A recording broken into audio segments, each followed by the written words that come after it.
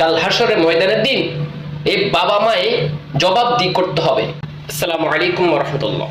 যে যেখান থেকে আমার ভিডিওগুলো দেখছেন সবাইকে অসংখ্য ধন্যবাদ। একটা আফসোসের বিষয় হলো, আমরা আমাদের বাচ্চাদেরকে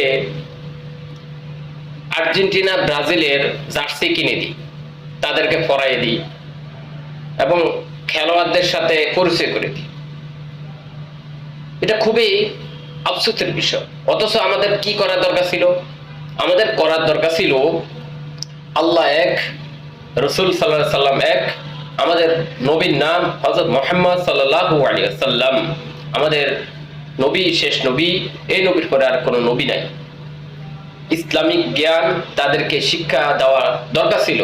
এটা না দিয়া তাদেরকে ইহুদি, নাসারা, খ্রিস্টানদের সাথে পরিচয় করে দিই, যাদের উপর আল্লাহ লানত, অভিশপ্ত। আমরা এটা না করি, আমরা বিপরীত করি। তো বলবো, আমাদের বাচ্চাদেরকে ইহুদি, নাসারদের, খ্রিস্টানদের জার্সি না পরে তাদেরকে সুন্নতি লেবাস পরিধান করার চেষ্টা করবেন। আর না হয় কাল হাসরের ময়দানের দিন এই বাবা মায়ে জবাবদিহি করতে হবে। এই বাচ্চারাই বলবে যে আমাদের তো কোনো দোষ ছিল না, আমরা তো জানতাম না, আমাদের মা বাবা কিনে দিছে, সেজন্য আমরা পড়ছি। আপনাদের উপরেই চাপিয়ে দিবে। এজন্য সতর্ক।